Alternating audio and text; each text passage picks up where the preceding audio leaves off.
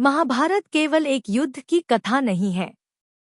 यह धर्म और अधर्म, सत्य और असत्य, कर्तव्य और मोह के बीच चलने वाले संघर्ष का अमर ग्रंथ है। भगवद गीता का दिव्य ज्ञान इसी युद्धभूमि कुरुक्षेत्र में भगवान श्री कृष्ण द्वारा अर्जुन को दिया गया था। आइए इस दिव्य यात्रा की शुरुआत करते हैं। कुरुक्षेत्र की विशाल भूमि पर दो महान सेनाएं आमने सामने खड़ी हैं। एक और पांडव हैं जो धर्म के पक्ष में खड़े हैं। दूसरी ओर कौरव हैं जो राज्य प्राप्ति के लिए युद्ध करने को तैयार हैं। युद्ध आरंभ होने ही वाला है। अंधे राजा धृतराष्ट्र स्वयं युद्धभूमि नहीं देख सकते। वे अपने सारथी और दिव्य दृष्टि प्राप्त संजय से पूछते हैं, हे संजय, धर्मभूमि कुरुक्षेत्र में युद्ध की इच्छा से एकत्र हुए मेरे और पांडु के पुत्र क्या कर रहे हैं? संजय उत्तर देना प्रारंभ करते हैं। वे बताते हैं कि कौरवों के राजा दुर्योधन ने जब पांडवों की सुव्यवस्थित और शक्तिशाली सेना देखी तो वह अपने गुरु द्रोणाचार्य के पास गया। दुर्योधन ने पांडवों की सेना के महान योद्धाओं का उल्लेख किया। उसने भीम, अर्जुन, सात्यकी, विराट, द्रुपद, धृष्टकेतु, काशीराज, पुरुजित, कुंतीभोज और अभिमन्यु जैसे वीरों की शक्ति का वर्णन किया।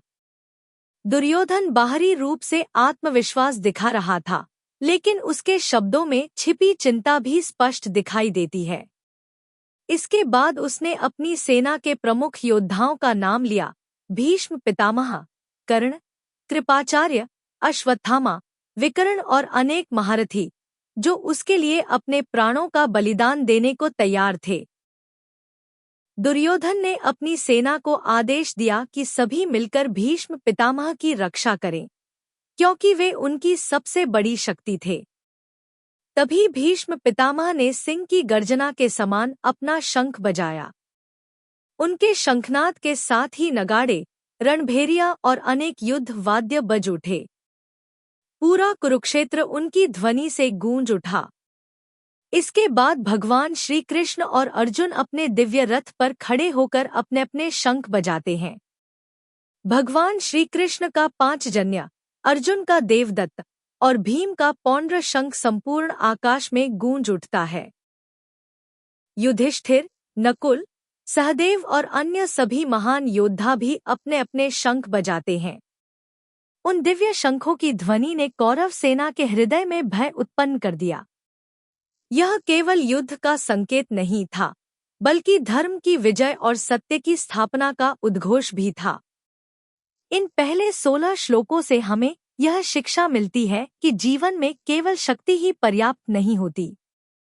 सच्ची विजय धर्म, आत्मविश्वास, संयम और ईश्वर में अटूट विश्वास से प्राप्त होती है।